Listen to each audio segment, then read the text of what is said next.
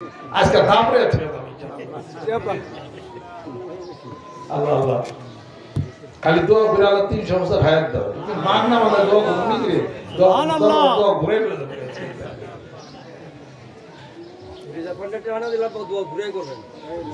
শুনেন এই পৃথিবীর সবচেয়ে মূল্যবান কি? ছেলে সন্তান, ছেলে মেয়ে, ঘরের স্ত্রী, সবচেয়ে আপন কি? TAKA আপনারা কোন? আর বাংলা ভাষায় টিয়া মালবাত্তি জিন্দাবাদ। কথা খেয়াল করছে? এই টাকার জন্য ভূমধ্য সাগরে বহু ছেলেরা তার জীবন জলে ভেসে গেছে, মারা গেছে। কিসের জন্য? টাকার অনুসন্ধানের জন্য। এই টাকার জন্য বন্ধুর সাথে তার জীবন দিছি। এই গাজীপুরি তো 2 লাখ টাকা পাইতো না একজনে, পরে মাইরা রেলের মধ্যে নিয়ে ফালাইতেছে, পরে দেখা যায় যে টাকা পেয়ে গেছিল, পরে মেলাইতেছে। এই গাজীপুরি এই ঘটনা। এটা আমাকে জেলা না আপনাকে জেলা বুঝেন কোন জেলার নাম ভালো?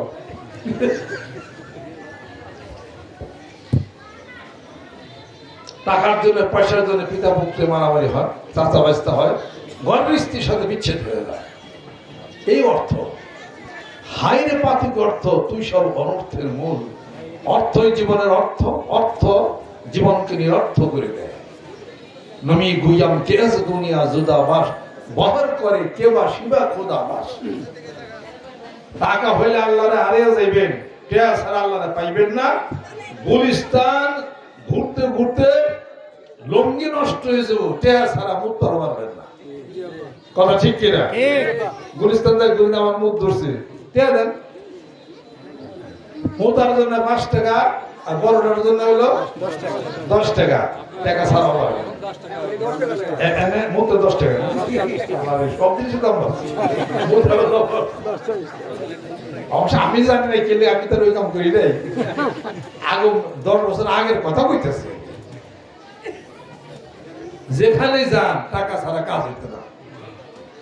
বিবাহ করছেন কারা কারা? আল্লাহু আকবার। আল্লাহ কত মানুষ বিবাহ করছে, যারা বিয়ে করেন নাই আগামী শীতের আগে কাম হেরা আল্লাহ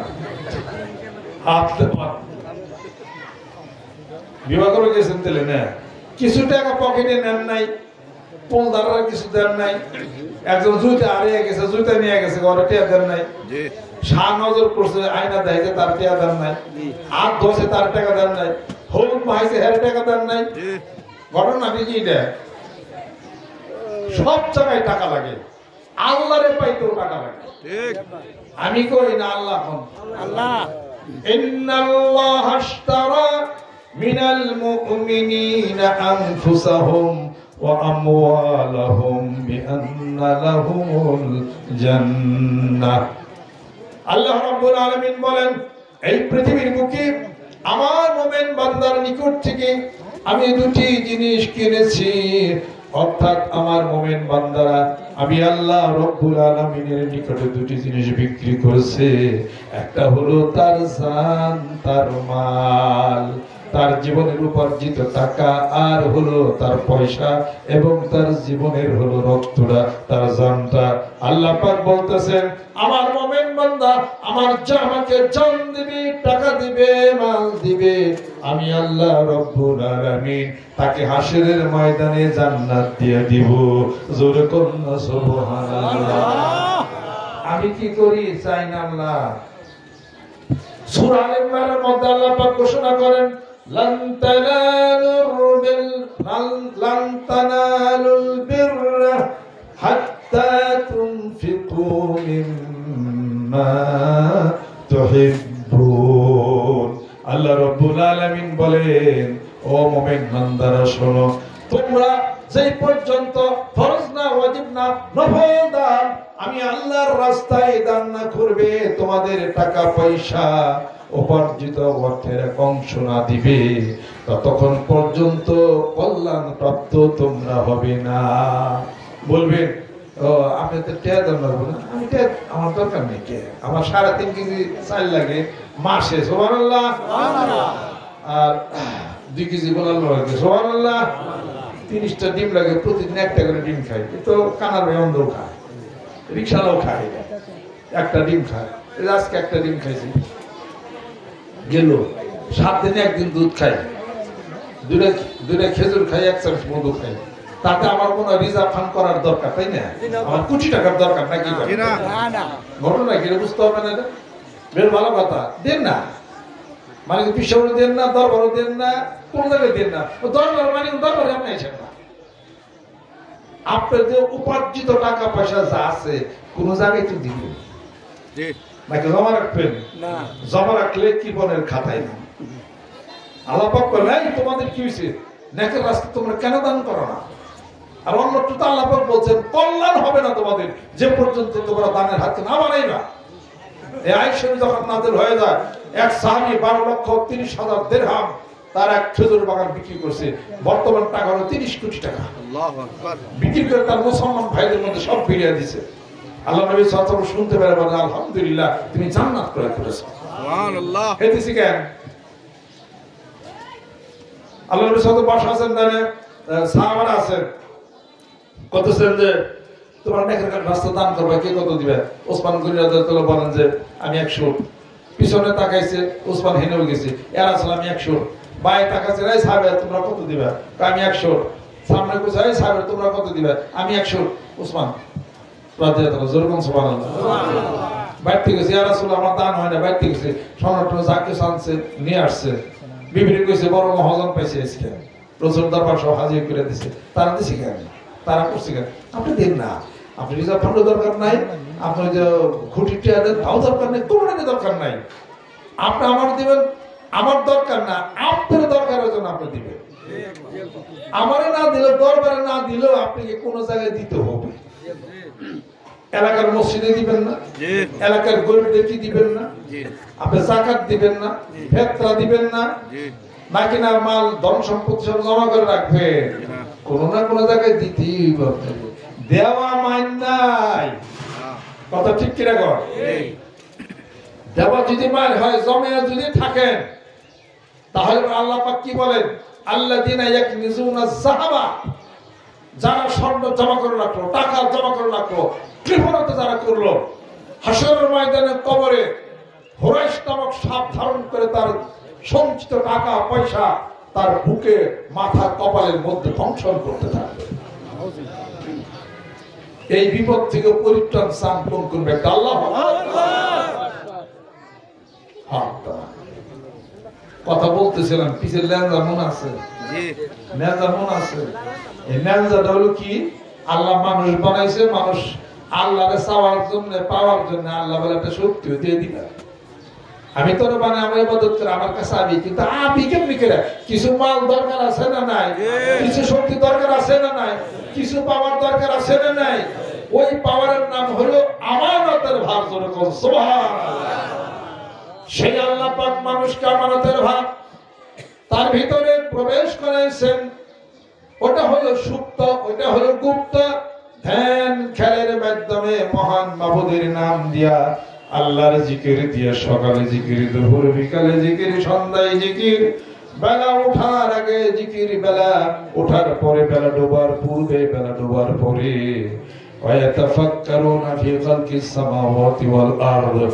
আর যখন মানুষ দাঁড়িয়ে থাকে জিকির করেন, কিয়ামান ওয়া কুউদান ওয়া আলা জুনুবিহিম, কাত হয়ে থাকে জিকির করে, দাঁড়িয়ে থাকে জিকির করে, বসে থেকে জিকির করে। সকল অবস্থার মধ্যে আমি আল্লাহর জিকিরের স্মরণ তার কলবের মধ্যে ফেলে।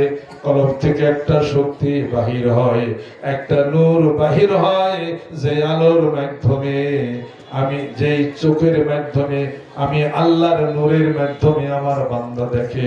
জোরে জোরে কোন সুবহানাল্লাহ।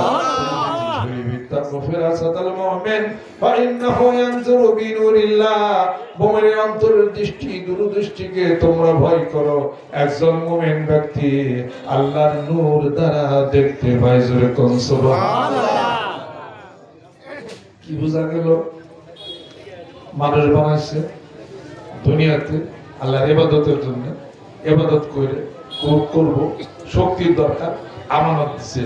এই আমানতকে জাগাবো কেমনে? আমানত গোপন রয়েছে, এটা কায়দা আছে। আল্লাহর জিকির, ধ্যান এবং খেয়াল। যেরকম সুবহানাল্লাহ। আল্লাহরে পাইতে গেলে আল্লাহ বলেন আমার ফাইতে গেলে আমার রসুলের ভালো লাগবো। কথা ঠিক কিনা? ধরো ভুল কইছি, মিশা কইছি? আল্লাহ পাক বলেন আমার পাইতে গেলে আমার রসুলের ভালো লাগবে। দলিল কুল ইন কুনতুম তুহিব্বুনাল্লাহ ফাত্তাবিউনি ইউহিব্বুকুমুল্লাহ ওয়া ইয়াগফির লাকুম যুনুবাকুম আল্লাহু গফুরুর রহিম। হে রাসূল বলে দিন মানুষ যেন আপনাকে ভালোবাসে, সম্মান শ্রদ্ধা করে, তবে আমি মানুষদেরকে ভালোবাসবো এবং জীবনের গুণাগুলি পাবো। সুবহানাল্লাহ। এটা বোঝা গেল আল্লাহরে পাইতে গেলে নবীর হওয়া লাগে। সুবহানাল্লাহ। নবীরে পাইতে গেলে কিছুরই দরকার নাই। আল্লাহকে পাইতে গেলে যেভাবে নবীর দরকার, নবীকে পাইতে গেলে অনুরূপভাবে নবীর মহব্বতের, প্রেমের, ভালোবাসার, মানুষের হুব্বে রাসূলের মানুষের দরকার। যারা রাসূলকে ভালোবাসে ওদেরকে পাইলে রাসূলের গান পাওয়া যাবে। সুবহানাল্লাহ। সেই মানুষগুলির নাম কি পৃথিবীর বুকে? সাদিক বান্দা, সত্যবাদী মানুষ, আল্লাহর মনোনীত ব্যক্তি, যাদেরকে দেখলে আল্লাহ আল্লাহ রাসূলের কথা মনে হয়, জাহান্নামের কথা মনে হয়, দুজকের কথা মনে হয়, জান্নাতের কথা মনে হয়, নিজের জীবনের পরিবর্তন হয়। বোঝা যাবে এই মানুষটার মধ্যে নবী প্রেমের আলো প্রজ্বলিত আছে। জোরে বল সুবহানাল্লাহ। অতএব আল্লাহরে পাইতে গেলে নবীর দরকার, নবীকে পাইতে গেলে নবীওয়ালা মানুষের দরকার। জোরে বল সুবহানাল্লাহ। এইভাবে করে করে যুগ যুগ ধরে আসছে, তারাই হলো আল্লাহ পাকের মনোনীত ব্যক্তি, সাদিক বান্দা। এই যুগ শেষ হয় নাই, কিয়ামত পর্যন্ত এই যুগ চলবে। জোরে জোরে বল সুবহানাল্লাহ। এই সব হচ্ছে কোরআনুল কারীমের মধ্যে আল্লাহ পাক ঘোষণা করেন, ওয়াত্তাবি'স সাবিলা মান আনাবা ইলাইয়া। সূরা লুকমানের মধ্যে আল্লাহ রাব্বুল আলামিন বলেন, যেই ব্যক্তি আমার সন্ধান পাইছে, আমার কথা যেই ব্যক্তি শুনে তার সাথে বন্ধুত্ব করো, তার কথা তুমি শোনো। সুবহানাল্লাহ।